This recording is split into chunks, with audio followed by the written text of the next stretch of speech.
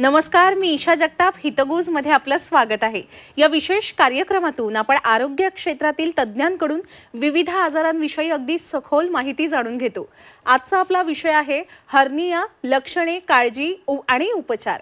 खरं तर हा आजार ना अनेकदा दुर्लक्षित केला जातो, पण जर त्याकडे वेळीच लक्ष दिलं गेलं नाही तर तो गंभीर होऊ शकतो आणि त्रासदायक ठरू शकतो.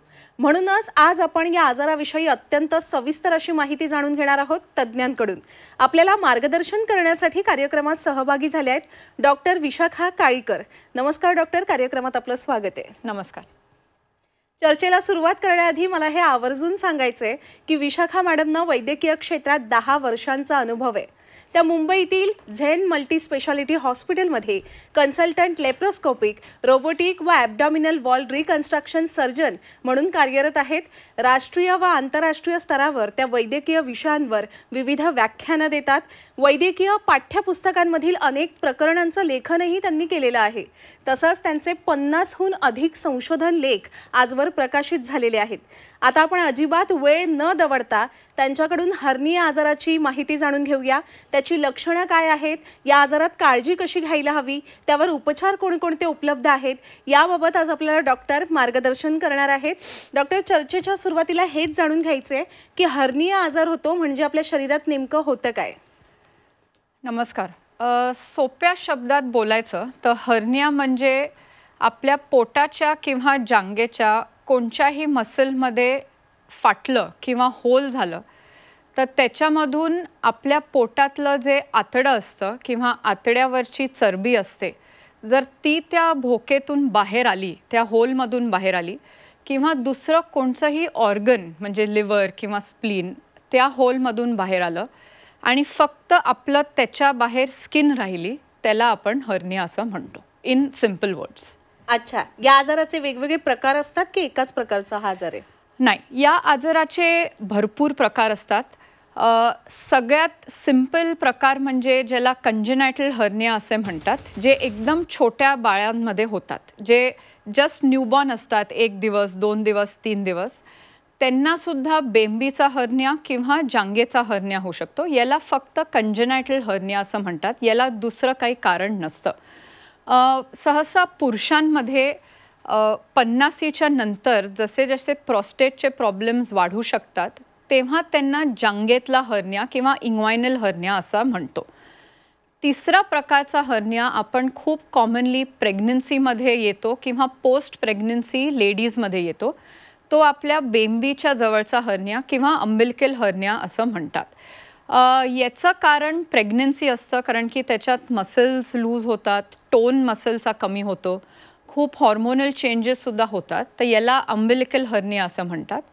आणि हे सोडून एक दुसरा प्रकारचा हर्निया म्हणजे इन्सिजनल हर्निया. हे फक्त जेव्हा पहिले पोटाची काही शस्त्रक्रिया किंवा सर्जरी झाली असते त्याच्यामध्ये याला इन्सिजनल हर्निया म्हणतात. हा फक्त पहिले ऑपरेशन जर झालं असेल तर त्या वूंडमधून नंतर फॉर व्हॉटएव्हर रिझन जर आतडं बाहेर यायला लागलं त्याला आपण इन्सिजनल हर्निया असं म्हणतो. अच्छा मॅडम, एखादा विशिष्ट वयोगट आपण सांगू शकता की या वयात एखादी व्यक्ती आली की तिला हर्निया होण्याचे चान्सेस जास्त असतात किंवा स्त्रियांमध्ये जास्त चान्सेस असतात, पुरुषांमध्ये कमी असतात, असं काही आहे? डेफिनेटली आहे. पुरुषांमध्ये जांघेचा हर्निया खूप कॉमन असतो ॲज अपोज टू लेडीज, कारण की महिलांमध्ये जांघेचा हर्निया हार्डली 1 to 2% असतो.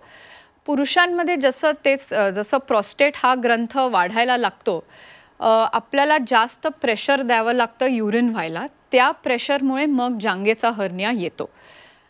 महिलांमध्ये प्रेग्नन्सीमुळे अम्बिलिकल हर्निया हा खूप कॉमन असतो. ऑलमोस्ट 80 to 90% अम्बिलिकल हर्नियाज आपल्याला या एज ग्रुपमध्ये मिळतील. पोस्ट चाइल्ड बेअरिंग किंवा पोस्ट प्रेग्नन्सीमध्ये हा हर्निया आपल्याला त्यांच्यामध्ये जास्त मिळतो.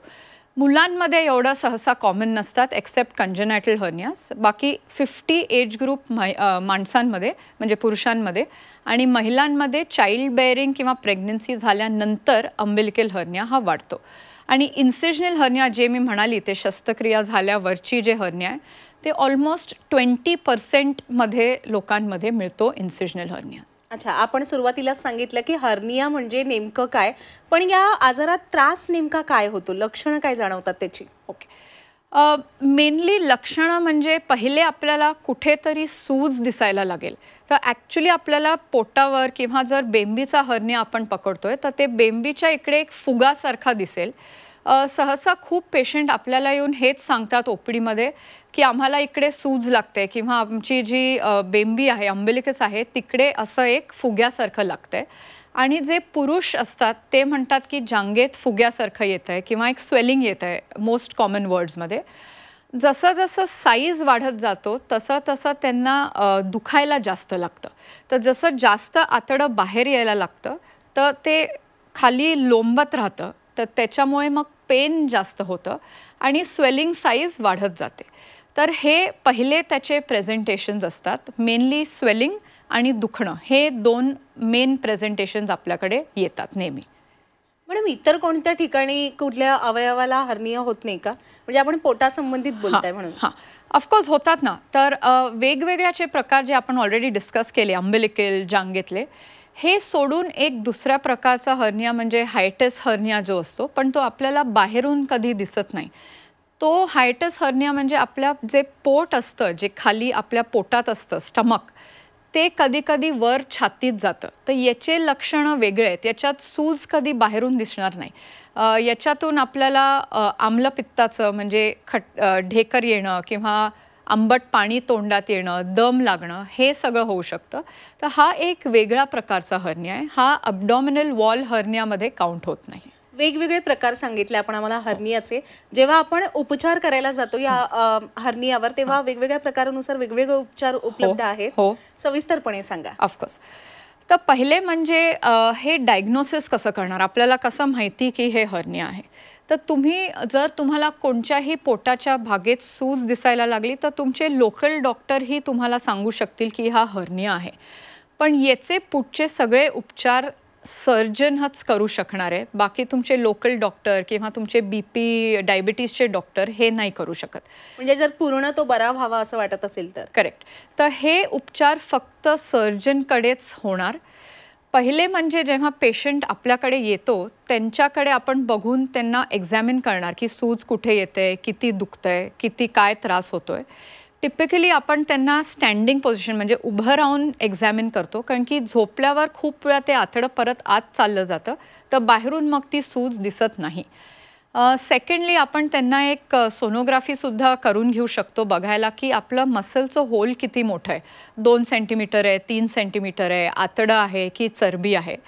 युजली डॉक्टरचं एक्झॅमिनेशन आणि अल्ट्रासोनोग्राफी हे एवढं पुरेशी होतं डायग्नोज करायला.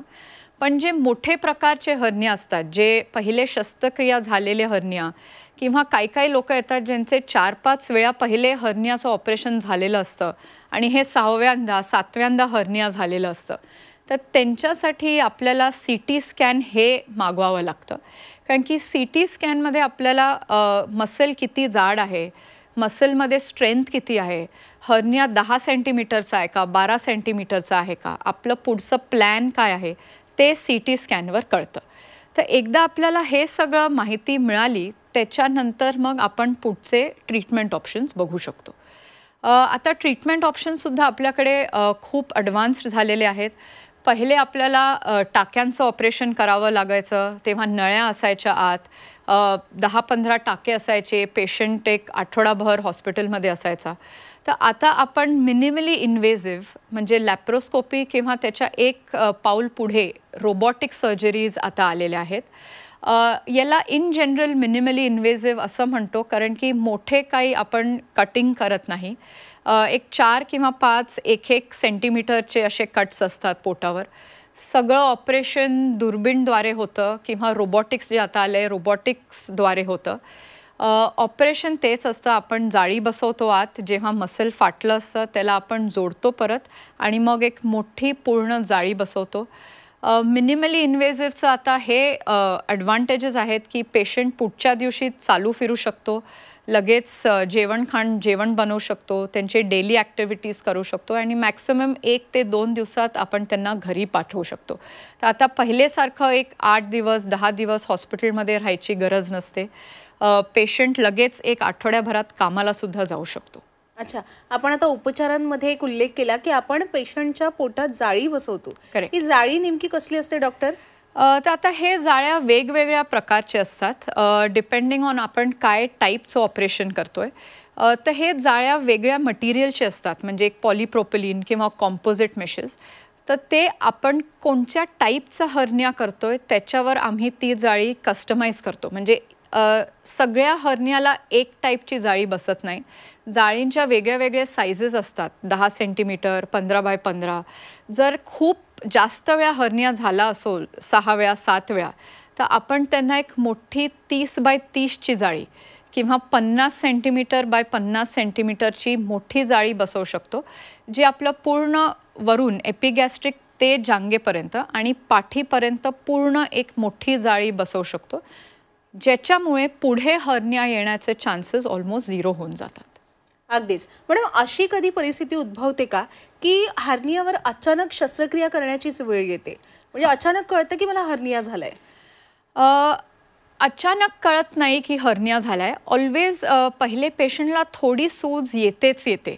पण खूप वेळा असं असतं की पेशंट आमच्याकडे येतात आणि आम्ही त्यांना सांगतो की याचं प्लॅन प्रोसिजर करावं लागेल, आत्ता नाही तर 1 आठवड्यानंतर, 2 आठवड्यानंतर. आणि ते खूप वेळा जर इग्नोर केलं तर ऑफकोर्स असं होऊ शकतं की सडनली काही अबडॉमिनल प्रेशर वाढले, म्हणजे खूप खोकला आला किंवा जे क्रॉनिक स्मोकर्स असतात किंवा लंगचे काही इश्यूज असतात, जसं ॲस्थमा किंवा ब्रॉन्कायटिस किंवा COPD, याच्यामुळे कधीही अचानक प्रेशर वाढलं पोटाचं, तर याच्यामुळे आतडं त्या होलमध्ये येऊन अटकू शकतं किंवा आतड्यावरची चरबी अटकू शकते. तर या स्पेशल सिच्युएशन्समध्ये फक्त माइल्ड पेन नाही होणार, त्यांना अचानक एकाएकी खूप दुखेल, सहसा मग उलटी व्हायला लागेल. ती जी सूज बाहेर आली आहे आणि जी झोपताना युजली आत जाते ती तिकडेच अडकून राहील. सो आतडं तिकडे फसून जातं. मग या सिच्युएशन्समध्ये आपल्याला इमर्जन्सीमध्ये रिपेअर करावा लागतो, पेशंटला इमर्जन्सीमध्ये ऑपरेशन करावं लागतं. तर या सिच्युएशनच्या आधी पोचण्याच्या आधी ऑलवेज बेटर आहे की जेव्हा हर्निया डायग्नोज होतो, जेव्हा पेन कमी आहे, सूज कमी आहे, त्याच वेळेस आपण ते ट्रीटमेंट करून घ्यायला पाहिजे. पण जरी वेळीच ट्रीटमेंट करून घेतली तरी आपण मागच्या उत्तरात असं सांगितलं की काही पेशंटच्या 4-5 वेळा सुद्धा शस्त्रक्रिया झालेल्या असतात. पण अशी वेळ येतेच का? पुन्हा पुन्हा का होतो मग हर्निया? याचे खूप सारे कारण असतात. एक तर पेशंट रिलेटेड फॅक्टर्स ज्याला आपण म्हणतो, म्हणजे जर खूप लोकांना डायबिटीज असतं, शुगर कंट्रोलमध्ये नसतो, त्याच्यामुळेही ते हिलिंग, मसल पॉवर सगळंच इफेक्ट होतं. क्रॉनिक स्मोकिंग, तर स्मोकिंगमुळे आपलं हिलिंग एकदमच कमी होतं, प्रतिकारशक्ती कमी होऊन जाते. या कंडिशन्समुळे आपले मसल्स स्ट्रॉंग होत नाही आणि मग मसल्स एकत्र व्यवस्थित जुडत नाही. तर हे सगळे कारण आपल्याला पहिले ऑप्टिमाइज करून घ्यावे लागतात. म्हणजे शुगर कंट्रोलमध्ये आणावी लागते, स्मोकिंग बंद करावं लागतं. जर खूप ओबेस पेशंट्स आहेत तर आपल्याला त्यांना डाएटवर टाकावं लागतं, काय औषधांवर टाकावं लागतं वजन कमी करायला. कारण की जसं जसं वजन वाढायला लागतं तर हर्निया परत यायचे किंवा इवन पहिल्यांदा जी हर्निया आहे ते येण्याचे चान्सेस जास्त असतात.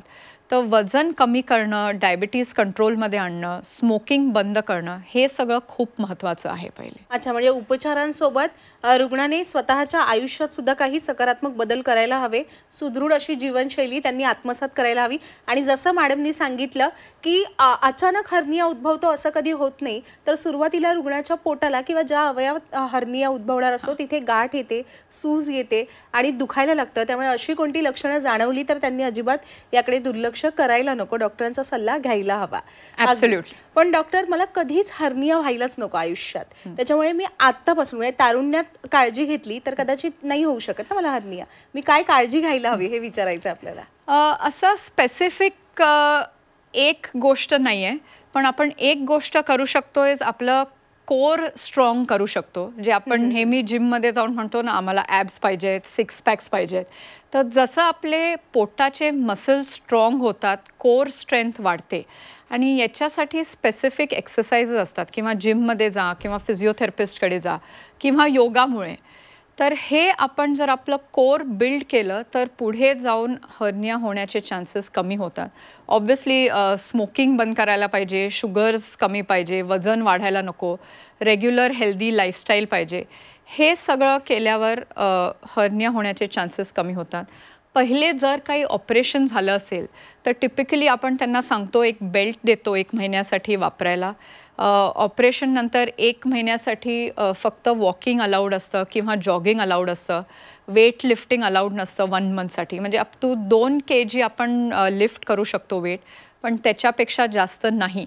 तर हे झालं जर आपल्याला इन्सिजनल हर्नियाज प्रिव्हेंट करायचे असतील तर एक बेल्ट असतो, हाय प्रोटीन डाएट असतो, किंवा एक्सरसाइजिंग, वॉकिंग, फक्त हे सगळं आपण थोडं लक्षात घेऊन चालू शकतो. अगदीच. आपण झेन मल्टी स्पेशालिटी हॉस्पिटलमध्ये कार्यरत आहात. कदाचित आपल्या प्रेक्षकांमधून कोणाला आपल्याकडून सल्ला घ्यायचा असेल किंवा आपल्याकडून उपचार करून घ्यायचे असेल तर त्यांना आपल्या हॉस्पिटलविषयी माहिती असणं आवश्यक आहे. डॉक्टर, काय सुसज्ज अशा व्यवस्था आहेत आपल्या हॉस्पिटलमध्ये, सविस्तरपणे सांगा. आपलं hospital Zen multi speciality hospital चेंबूरमध्ये आहे.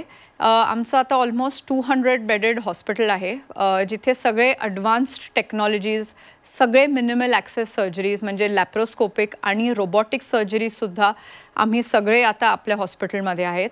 हे सोडून हे व्यतिरिक्त ICU बेड्स असतात, व्हेंटिलेटर असतात. तर काही इमर्जन्सीमध्ये जर सपोज आतडं अटकलं किंवा आतड्याचं ऑपरेशन करावं लागलं हर्नियामुळे, आतडं कापून जोडावं लागलं, तर पोस्ट सर्जरी आपल्याला क्रिटिकल केअर लागेल, ICU लागेल, इंटेन्सिव्हिस्ट लागतील. हे सगळे आपल्या हॉस्पिटलमध्ये अवेलेबल आहेत. ऑब्व्हियसली जे आता नवीन हर्नियाचे सर्जरीज आहेत, जे आता सगळे येत आहेत, म्हणजे ट्रान्सवर्सस ॲब्डॉमिनस रिलीज किंवा फेशिओटेन्स, हा जो आता नवीन ऑपरेशन्स येत आहेत, आणि एस्पेशली जे आपण हे जे मी म्हणाली, जे 5 वेळा, 6 वेळा, 7 वेळा ऑपरेशन झालेले येत आहेत, हे आमच्या हॉस्पिटलमध्ये आम्ही आता रेग्युलरली होतात. खूप मोठे हर्नियासुद्धा आम्ही करतो आणि हे पेशंट्स आता मिनिमली इन्व्हेजिव्हसुद्धा होत आहेत, रोबॉटिक्ससुद्धा होत आहेत. तर पेन फ्री व्हायला 1-2 दिवस hospital stay with optimal patient care, हे सगळं आपल्या झेन मल्टी स्पेशालिटी हॉस्पिटलमध्ये असतं. आम्ही एक पूर्ण टीम आहोत. तर टीम ऑफ सर्जन्स, ॲनेस्थेटिस्ट, फिजिशियन्स, इंटेन्सिव्हिस्ट्स. तर फक्त हर्निया नाही, ते फुल पेशंट ॲज अ होल आम्ही बघतो. तर बाकी सगळी प्री ऑप्टिमायझेशन, म्हणजे जे आम्ही तुम्हाला म्हटलं शुगर कंट्रोल, डाएट कंट्रोल, जे आपल्याला हर्नियाच्या ऑपरेशनच्या आधी लागतं, physiotherapy exercises, core building exercises, हे आम्ही पूर्ण एक टीममधून झेन मल्टी स्पेशालिटी हॉस्पिटलमध्ये करतो. तर सगळ्या प्रकारचे हर्नियाज, बेंबीचा छोटा हर्निया, जांघेतला छोटा हर्निया किंवा 6-7 वेळा झालेले ऑपरेशनचे मोठे हर्नियाज, पूर्ण स्पेक्ट्रम आमची टीम कवर करते. फ्रॉम डायटिशियन टू आम्ही surgeons, to robotic surgery, to intensivist, till सर्जरीनंतर डिस्चार्ज, आणि डिस्चार्जनंतर जे आपल्याला कोर स्ट्रेंथ बिल्डिंग एक्सरसाइजेस जे चालू करावे लागतात पेशंटसाठी की परत नको व्हायला, तेही आपले फिजिओथेरपिस्टची टीम आहे जे रेग्युलरली फॉलोअप करते त्यांच्याबरोबर. की 1 महिन्यानंतर आम्ही स्लोली एक्सरसाइजेस इंट्रोड्यूस करतो की आता 2 किलो वजन उचला, मग 5 किलो वजन उचला, मग ॲब्स, ग्रेडेड ॲब्समध्ये चालू करतो. तर हे सगळं एका युनिटमध्येच होतं. म्हणजे असं नाही की या हॉस्पिटलमध्ये आपण ऑपरेशन करणार पण एक्सरसाइजेससाठी कुठेतरी दुसरं पाठवावं लागतं. CT स्कॅन्स जे व्हॉल्युमेट्री करावे लागतात, ते सुद्धा सगळं एकाच रूफमध्ये, अंडर 1 रूफ, सेम हॉस्पिटलमध्ये, एका टीममध्ये, असं होलिस्टिक कंप्लीट केअर आपण एका पॅकेजमध्ये देऊ शकतो पेशंटना. वा, खरोखर अगदी सुसज्ज अशा व्यवस्था आहेत आपल्या झेन मल्टी स्पेशालिटी हॉस्पिटलमध्ये. प्रेक्षक हो, आपल्याला जर मॅडमकडून सल्ला हवा असेल किंवा आपल्याला झेन मल्टी स्पेशालिटी हॉस्पिटलमध्ये उपचार करायचे असतील तर आपण नक्की स्क्रीनवर दिलेल्या संपर्क क्रमांकावर संपर्क साधू शकता. आता आपण आलेलो आहोत कार्यक्रमाच्या समारोपाकडे. मॅडम, जाता जाता आपल्या प्रेक्षकांना आपण काय सल्ला द्याल अगदी थोडक्यात? कुठेही सूज दिसली, अंबिलिकसच्या इकडे, बेंबीच्या इकडे, जांघेतल्या इकडे किंवा पहिले शस्त्रक्रिया झाले असतील तर ती सूज दिसली तर त्याला दुर्लक्ष नका करू.